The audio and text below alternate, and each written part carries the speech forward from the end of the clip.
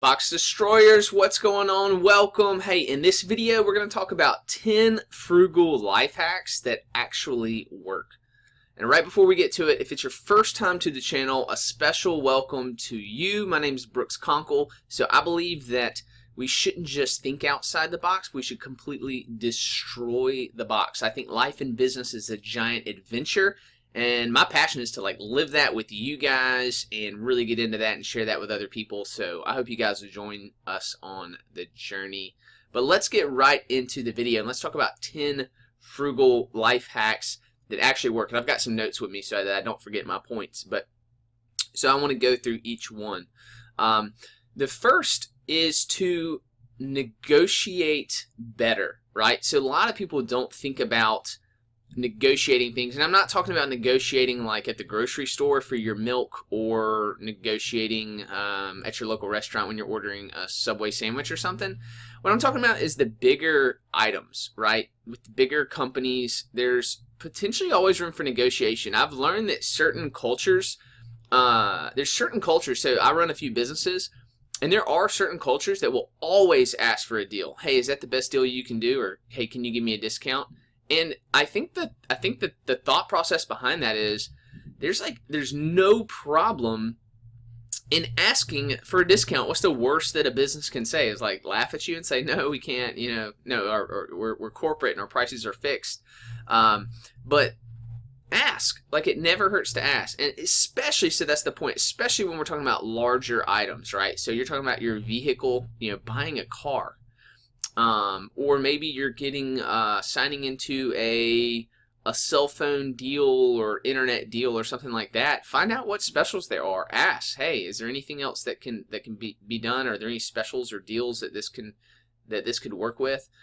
Ask for that discount. If you don't ask, you won't get. I can guarantee you that you'll pay whatever the sticker price is if you don't ask. Recently, so my wife just went to a business and asked about the pricing. And the pricing was $65.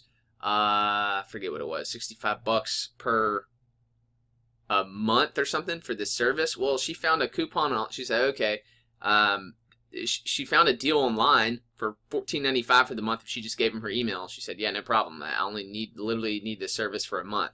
So saved, $40 by just going online and looking and, in essence, negotiating, right? Now, she should have asked the person there at the store, hey, are there any specials or deals? You would think that the person would give you that information, but they don't always. So ask, look online, and then don't be afraid. Just don't be afraid to ask and negotiate a better deal. So there's a book called Getting to Yes that I'll put a link down below.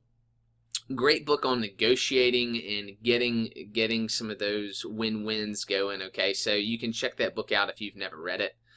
All right, let's move on to number 2. So number 2 on my list of frugal hacks is smart couponing. Now, I'm not talking about spending hours clipping out, whatever to save 50 cents on whatever. In my opinion, I coupon, but the way that I do it is only when I shop online, and this is personal preference. I use a company called ebates that now is purchased by Rakuten, and I'll put a link here on just you can see how eBay specifically works and you can learn about it. But basically, I get paid back a percentage from shopping at businesses online that I already purchased at. So I'm not buying anything to get a deal. It's something that I need to shop for, and I'm making an additional 1 to 4% back. It depends on what the special is or what the deal is. It's really cool. I've made over $1,000 in the years that I've had it, literally just by clicking a button and activating the deal, and then they pay me via PayPal, so getting cash back. So that's number 2. Number 3, take advantage of your local library. It's amazing how many people forget that the local library exists, that they have a number of services. Don't forget they have books, but there's also, so a lot of people don't know this, that a lot of their local libraries deal with digital online apps. For example, we have an app called Hoopla. And as long as you have a local library card, you can sign up for Hoopla, Hoopla, and you can get a lot of the books that you might go out and buy or use for Audible or whatever. You can download those ebooks, audiobooks, at no cost as long as you have a library card. Your library is subscribing to those services. So make sure that you check that out.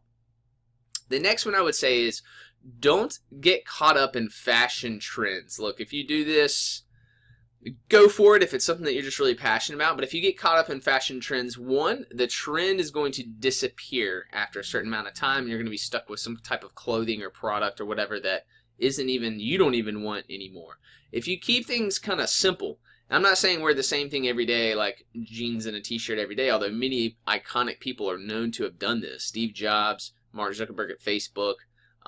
But, you know, just keep your fashion simple and that it always works, and you can wear things for a lot longer time period, for years, rather than, you know, seasonal just because it's in style or in fashion.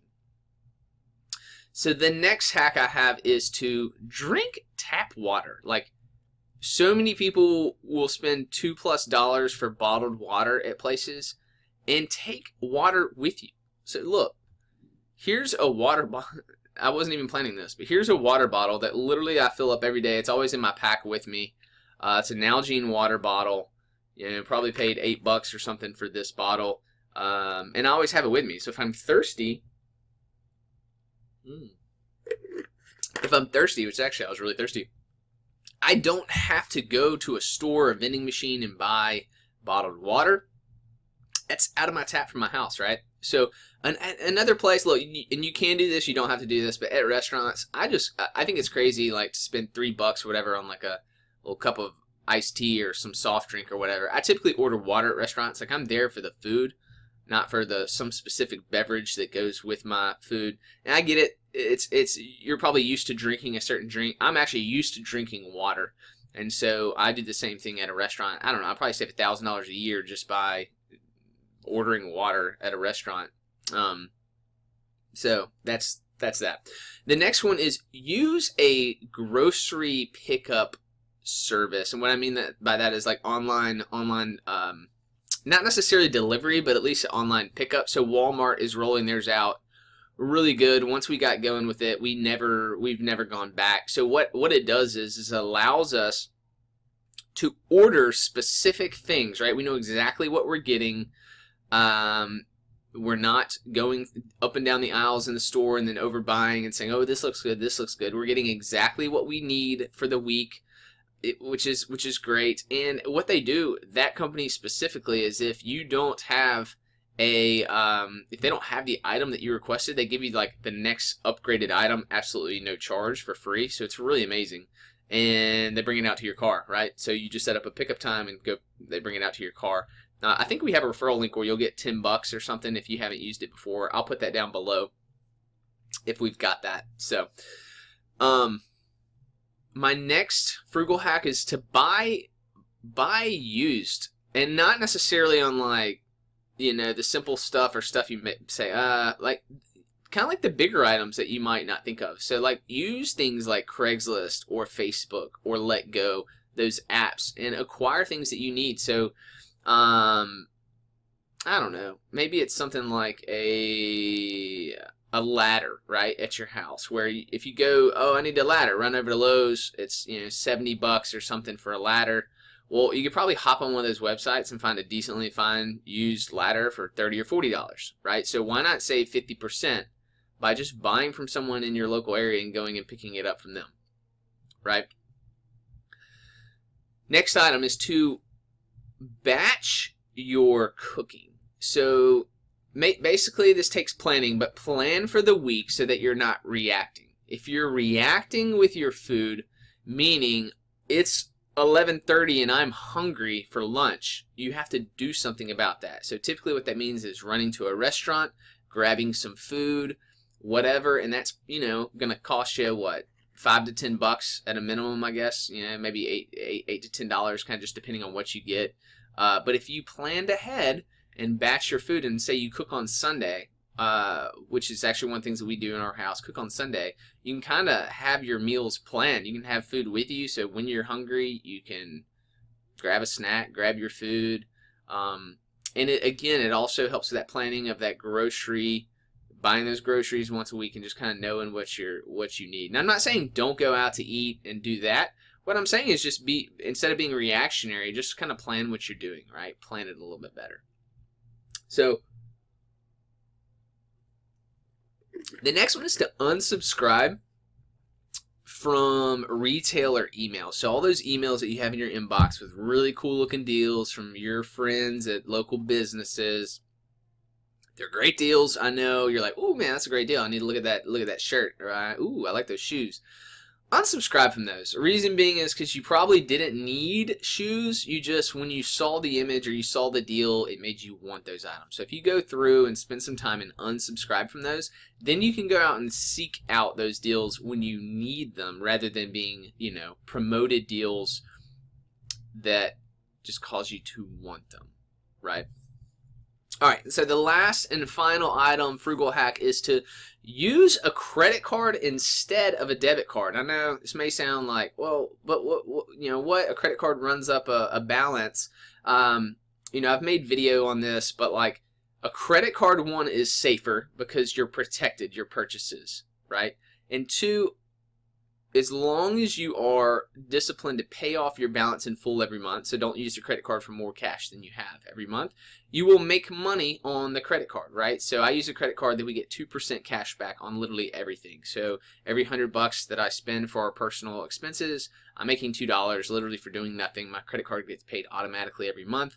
Now, if it ever got to a point where I was cash strapped and I couldn't do that, I would stop using the credit card. I guess I'd be in super trouble if I'm cash strapped, but I wouldn't have a balance on the card, right? I wouldn't want to do that. So use a credit card. So those are top 10. Those are 10 frugal hacks that'll really work. They're real. They're things that I do. They're things that other people like do. They're not just these concepts. They're real ideas. So put a comment down below. I'd like to hear what your thoughts on maybe your favorite frugal hack is, something that's not on this list. Love to hear from you. If you haven't already subscribed to the channel, please think about doing that. That'd be really cool. Hit the thumbs up button if you don't mind, so it helps the video and it helps other people to be able to see it. YouTube takes that algorithm and will show it to other people if people give it a thumbs up. And I'll pop up some more videos here at the end where you guys can relate, but I look forward to seeing you guys next time. Take care.